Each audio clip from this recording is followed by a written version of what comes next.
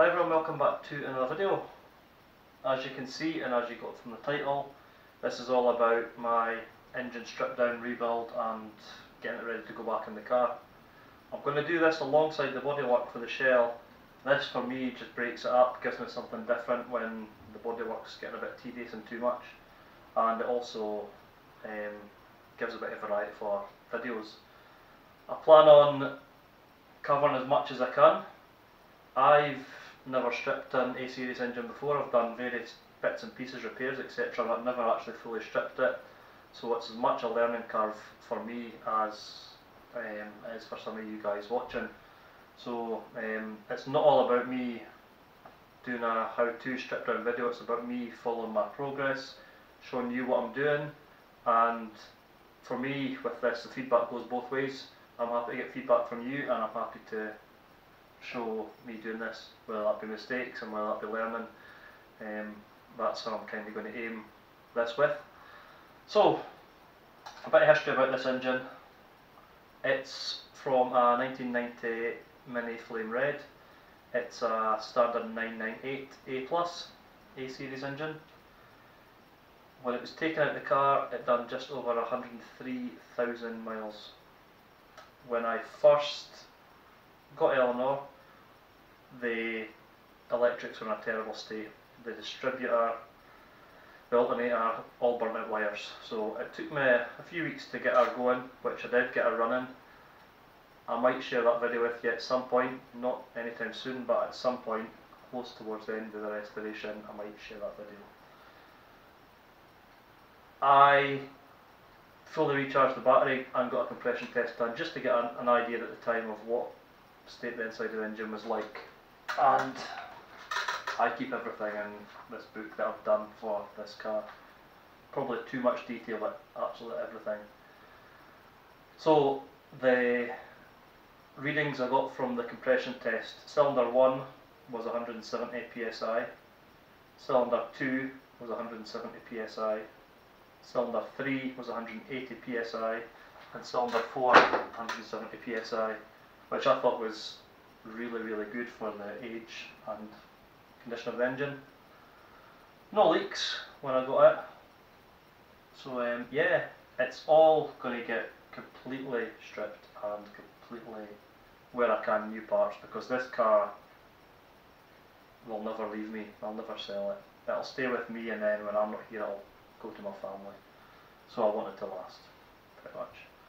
So hopefully you enjoy this, hopefully you get something from it, and hopefully I get a little good feedback. The first video I'm going to do, as you can see here, it's on the stand. I'm just going to show how I got it on the stand and what it is, and then the next video I'll move on to getting it cleaned up and getting it stripped. So yeah, here's what it was like and what the stand was like before I got it on here. This engine stand comes with a universal plate. This is not the plate it came with. This is one that I bought that's specially adapted for the A-series engine. So this mounts onto the front here, and the mounting points it goes onto is the oil filter housing and the alternator bracket. 4 bolts. So rather than try and lift an engine with a crane or by other means and fit it on here, what I'm just going to do is fit the plate. The plate will be fitted, and it goes in this orientation here once that's out of the way. But before I can get that on and lined up, I need to get these two and these 2 bolts out. I'm going to give them a good grind down with the wire wheel to get all the, here's the grease and grime out of the way.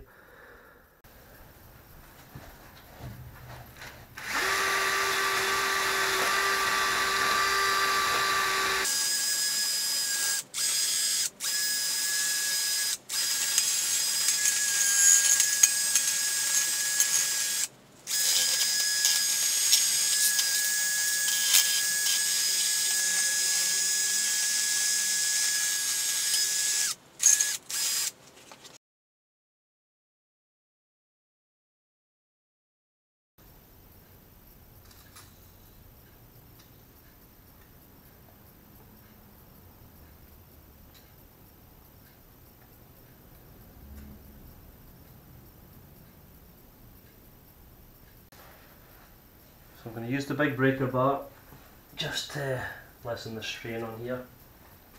And these bolts are 7/16. They are.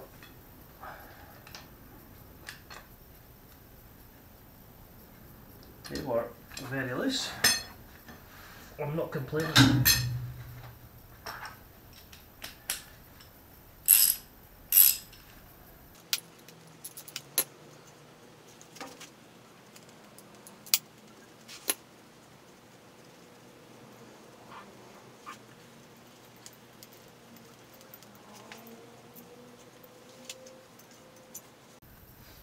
And the oil filter housing is 1/2 inch.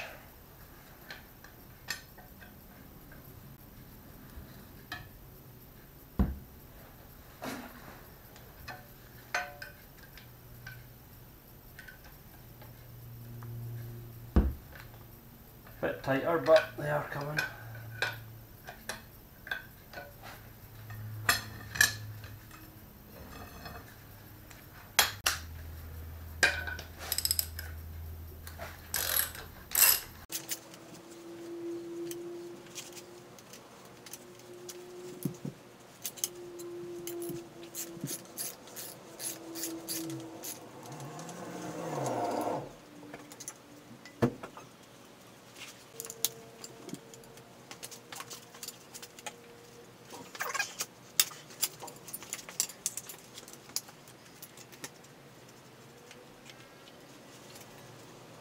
I'm just going to give it a quick spray and get it cleaned up, because obviously once the plate's on you can't get underneath. But what I'm also going to do is I'm just going to cover up some of these holes so that no dirt or debris get into the engine.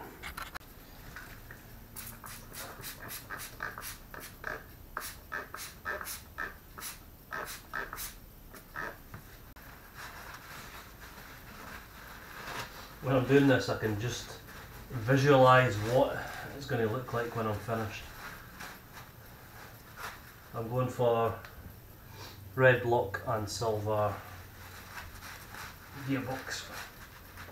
Always had that in my head. The only thing now stopping the bracket getting clear from going on is the dipstick and this bracket for the distributor. So the dipstick, straightforward enough. The bracket, not a lot more difficult. So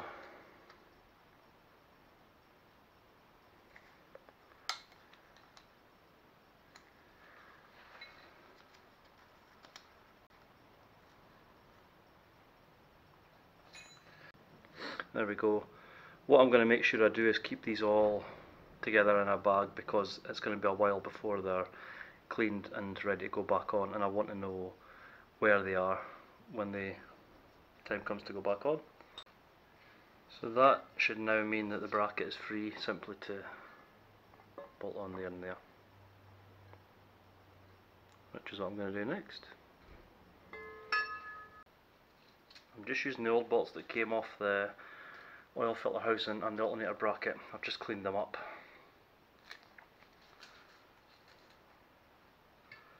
So, just a case of getting it on.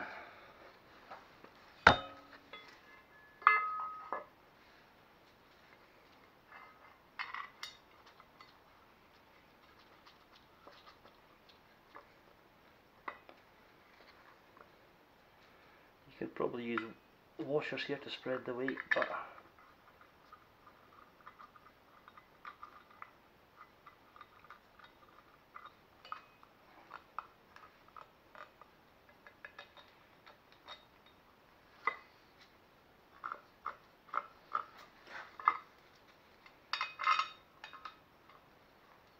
so the main thing when putting this on is to put them all on loose to start with, and then tighten them together.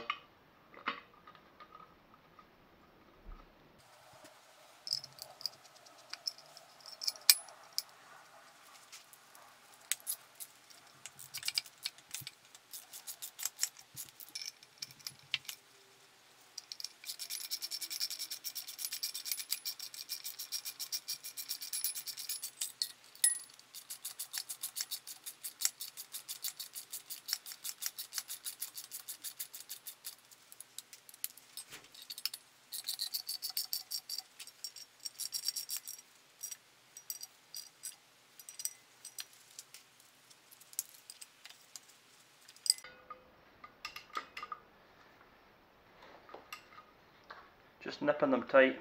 I don't want snapped bolts at this stage. So that's it, that's the bracket on.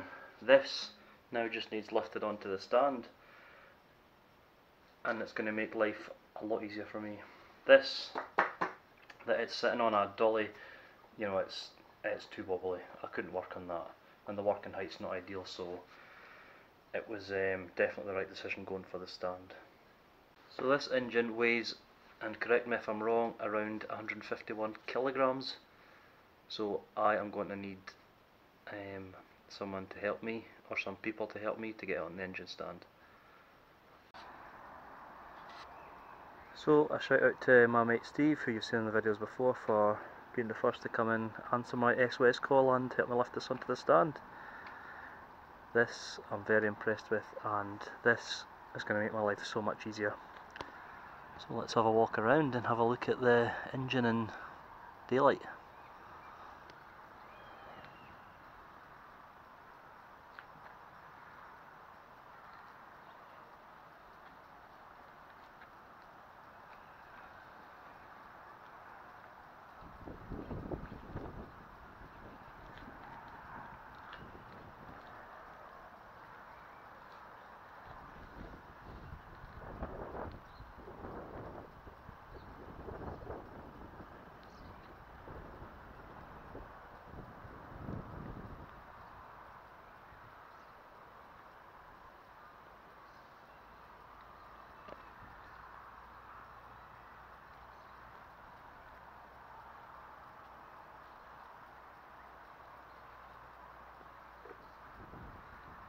And to be honest, it came just in the nick of time, because believe it or not, a few hours before it was due to go on, this stand that it's sat on for about 3 years gave way. So nice timing. So that's it on the stand.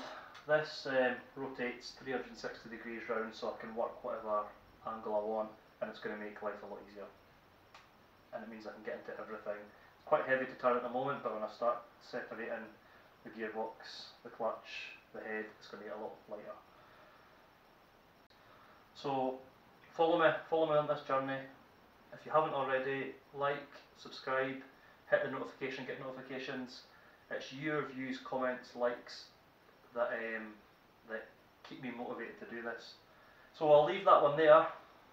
Moving on from here, I'm going to be looking at stripping some of the auxiliaries, getting all this decades and decades of dirt cleaned off, and getting this engine stripped down to the bare shell. So as always, thanks for watching, take care, and I'll see you in the next video. Cheers!